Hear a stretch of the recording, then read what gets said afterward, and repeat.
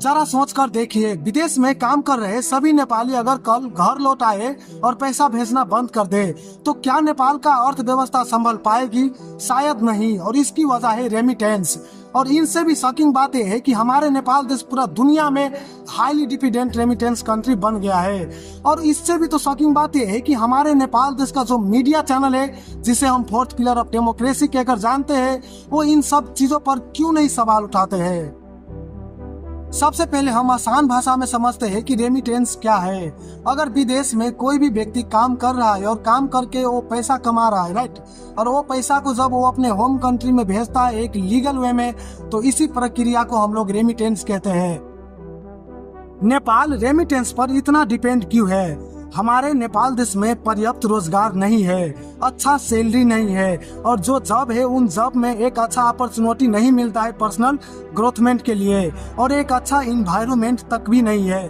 तो इसीलिए हमारे नेपाल देश का 5 to 6 मिलियन यानी कि करीबन 50 से 60 लाख जो सिटीजन है वो क्या प्रीफर करता है? अब्रॉड जाने के लिए। हमारे नेपाल में जो सिटीजन है उसके पास दो ही ऑप्शन रहता है, या तो वो अपना नेपाल देश में ही रहे, होम कंट्री में ही रहे, स्ट्रगल करे और वही पेनफुल लाइफ सरवाइव करे, या तो वो अब्रॉड जाए और अपना स्किल बेस पर काम ढूंढे और अपना पर्सनल लाइफ को ग्रो करे और अपना फैमिली को भी ग्रो करे। तो ज्यादा से ज्यादा जो सिटीजन रहता है वो प्रीफर करता है अब्रॉड जाने के लिए। और उन सभी की मदद से हमारे नेपाल देश का जो जीडीपी है $48 बिलियन, उसमें 25% का हिस्सेदारी है।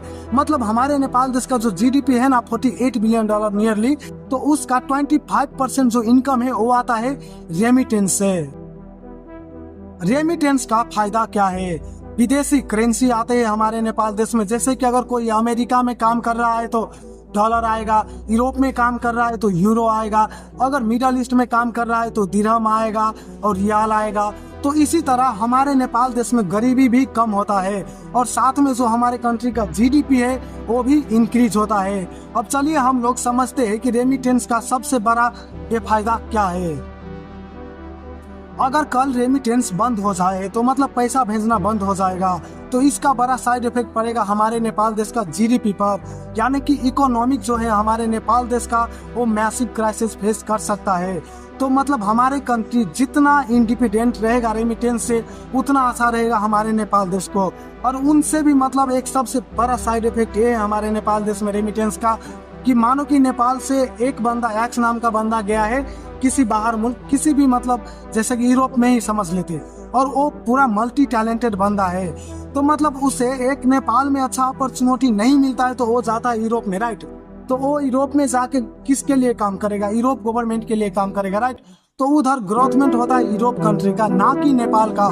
मतलब नेपाल में इसी सब चीज के कारण से ब्रेन ड्रेन भी सबसे हाईली देखने को मिलता है। मतलब एक टैलेंटेड जो रहता है नेपाल में, टैलेंटेड इंसान रहता है तो उसको एक अच्छा मतलब अपॉर्चुनिटी ना मिलने की वजह से वो दूसरा देश जाता है, अब्रॉड जाता है, मिडल ईस्ट, यूरोप, और उधर जाके जो उसकी टैलेंट रहता है वो उधर मैच करता है और अच्छा सैलरी भी देता है और अपॉर्चुनिटी भी उधर रहता है, पर्सनल ग्रोथमेंट का चांस भी बहुत हाई रहता है। तो वो उधर जितना भी मेहनत करेगा, काम करेगा, वो किसके लिए करेगा?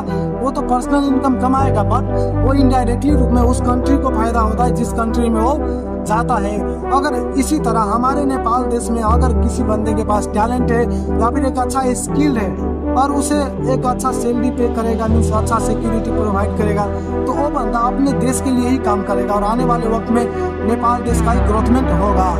और रेमिटेंस इतनी भी बुरी बात नहीं है, मतलब अच्छी बात है, बट इतना बड़ा डिपेंड होना हमारे कंट्री के लिए सबसे बुरी बात है। तो आई होप हमारे नेपाल देश आने वाले वक्त में रेमिटेंस से पूरा इंडिपेंडेंट नहीं भी होगा तो फिर भी कम से कम थोड़ा बहुत ही डिपेंडेंट रहे। इतना भी डिपेंडेंट रहना जरूरी नहीं है। मतलब जब तक मतलब हमारे नेपाल देश में एम्प्लॉयमेंट, रोजगार क्रिएट नहीं होगा ज़्यादा, तब तक हमारे नेपाल देश ऐसा ही रेमिटेंस डिपेंडेंट मतलब रहेगा।